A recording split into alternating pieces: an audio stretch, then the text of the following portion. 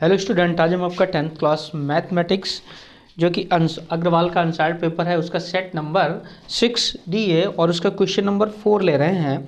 देखिए स्टूडेंट, इसमें कह रहे हैं कि एक झील के तल से h मीटर ऊंचाई पर स्थित एक बिंदु पर एक बादल का उन्नयन कोण अल्फा है तथा झील में उसके प्रतिबिंब का अवनमन कोण बीटा है। तो सिद्ध कीजिए झील के तल से बादल की ऊंचाई h tan beta plus tan alpha upon tan beta minus tan alpha metre है। ठीक है, देखिए तो सबसे पहले हम क्या करते हैं, ये आपका क्वेश्चन नंबर 4 है। ठीक है, अगर आप चाहें तो अग्रवाल अनसॉल्व्ड में देख सकते हैं। सेट नंबर 6 है 2016 का। ठीक है, अब देखिए हम इसका पहले तो डायग्राम बनाएंगे। मान लीजिएगा ये एक झील है, ठीक है, और कह रहे हैं झील के तल से h मीटर की ऊंचाई पर। ठीक है, ये मान लीजिए h मीटर की ऊंचाई पर। ठीक है, और कह रहे हैं एक बिंदु है और यहाँ से ये बादल, यहाँ से ये बादल का उन्नयन कोण जो है वो कह रहे हैं ऐसे आपने जोड़ दिया। ये कह रहे थे यहाँ से जो बादल का उन्नयन कोण है वो अल्फा है। ठीक है, ये मान लीजिए अल्फा है। ठीक है, आगे आपसे कहते हैं कि तथा झील में उसके प्रतिबिंब का अवनमन कोण बीटा है। अब देखिए झील में आपका ये प्रतिबिंब बनेगा, ये पानी है झील का, तो यहाँ से ये प्रतिबिंब बनेगा। ठीक है, और ये अवनमन कोण इसका जो है वो है बीटा। ठीक है, ये वाला अवनमन कोण दिया है बीटा। अब आप इधर भी ऐसे जोड़ दीजिएगा इसको ऐसे। ठीक है, तो ये कोण भी आपका बीटा हो जाएगा। ठीक है, अब स्टूडेंट ये बादल की ऊंचाई आप मान लीजिएगा यहाँ से यहाँ तक ऊंचाई जो है आप मान लीजिएगा k है। ठीक है, यहाँ तक, यानी ये झील का तल था और इससे बादल की ऊंचाई क्या है। अब देखिए जितना ये आपका यहाँ से जितनी दूर ये पॉइंट होगा और नीचे भी उसका प्रतिबिंब भी उतना ही दूर होगा, तो ये आपका ये भी आपका हुआ k। ठीक है, अब स्टूडेंट देखिए जितना ये डिस्टेंस है ये वाली उतनी ही ये होगी, तो ये भी h है। ठीक है, और ये कितनी बची k माइनस h, ये वाली डिस्टेंस जो है वो कितनी बचेगी, यहाँ से एरो बनाइएगा, ये हो गई k माइनस h। ठीक है, ये चीज़। अब स्टूडेंट देखिए ये आपकी यहाँ से यहाँ तक k थी, तो ये डिस्टेंस भी k ही होगी ऐसे। ठीक है, और ये डिस्टेंस आपको पता है h। ठीक है, ये आपका चित्र बन गया। अब आप यहाँ से इसे सॉल्व करेंगे। देखिए इसे मैं बिगाड़ता हूँ। अब सबसे पहले आप देखिए यहाँ से ये वाला ट्रायंगल लेंगे, आप नाम रख लीजिएगा A, B और C। आप लिखेंगे त्रिभुज, ये हल है आपका, त्रिभुज A, B और C में। ठीक है, यहाँ से देखिए tan अल्फा, tan अल्फा क्या होता है, लंब बटे आधार, और ये आधार आप x मान लीजिएगा यानी AB।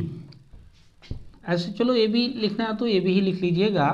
tan अल्फा बराबर लंब यानी k माइनस h बटे AB, और AB जो है वो आप x लेट कर लीजिएगा, यहाँ से ये x मान लिया आपने, तो ये tan अल्फा। ठीक है, यहाँ से देखिए x की वैल्यू निकालिएगा, x इक्वल टू कितना हो जाएगा k माइनस h, और नीचे आपका tan अल्फा, ये समीकरण नंबर 1 डाल दीजिएगा।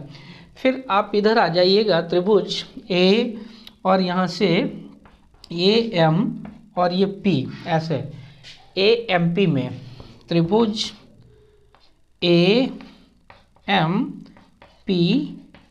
में।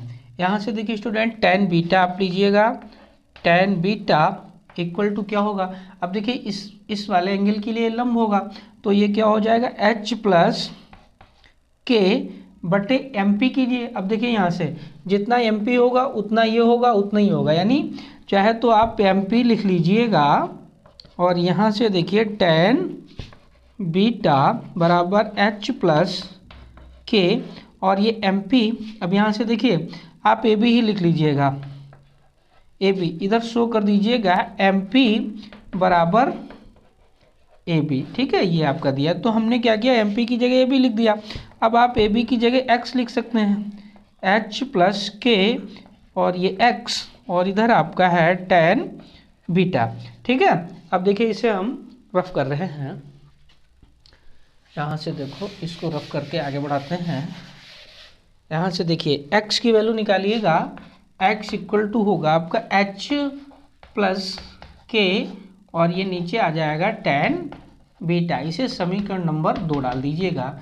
स्टूडेंट आप देख रहे हैं कि समीकरण 1 में जो वैल्यू x की है और x की वैल्यू ही समीकरण 2 में है, तो आपके दोनों ही x की वैल्यू है, अर्थात ये दोनों बराबर होंगे। आप लिखिएगा समीकरण 1 व 2 से, ठीक है, समीकरण 1 व 2 से। अब दोनों वैल्यू बराबर रख दीजिएगा। यहाँ से देखो, यहाँ से h प्लस के और ये हो जाएगा tan बीटा और बराबर h, ये वाली वैल्यू, ठीक है, k माइनस h प्लस ये tan बीटा लिखा, अब ये k माइनस h और नीचे आपका है tan अल्फा। इसे सॉल्व कर लीजिएगा, आपका आंसर जो है वो आ जाएगा। देखिए कैंची गुणा कीजिएगा तो होगा ये h tan alpha plus k tan alpha बराबर यहाँ से k tan बीटा और माइनस का h tan बीटा, ठीक है। अब देखिए आपको करना क्या है, k वाली वैल्यू एक तरफ कीजिएगा और ये वैल्यू एक तरफ कीजिएगा। देखो h tan अल्फा, ठीक है, h tan अल्फा माइनस क्या करना है मुझे, इधर लो तो प्लस h tan बीटा, ठीक है, और यहाँ से देखिए k tan बीटा और ये आपका माइनस का k tan अल्फा, ठीक है। यहाँ से स्टूडेंट देखिए क्या कॉमन है k, तो ये बचा आपका tan beta minus tan alpha, और यहाँ से h कॉमन लिया तो आपका क्या बचेगा, tan alpha plus tan beta, ठीक है, ये वैल्यू आ गई। अब देखिए स्टूडेंट आपसे पूछ रहे थे कि बादल की ऊंचाई जो है वो, कह रहे थे बादल की ऊंचाई कितनी है, तो बादल की स्टूडेंट यही तो ऊंचाई थी k, यानी आपसे k की वैल्यू पूछ रहे हैं। तो यहाँ से देखिए k इक्वल टू क्या होगा, ये आपका h और ये tan beta plus tan alpha, क्योंकि जो प्रूव करना है उसमें tan बीटा पहले और ये बाद में, तो मैंने भी वैसे लिख दिया आपका, और नीचे ये वाली वैल्यू आएगी tan beta minus tan alpha. ये आपसे पूछ रहे थे, कह रहे थे ये होगी, आपको सिद्ध करने के लिए बताया था।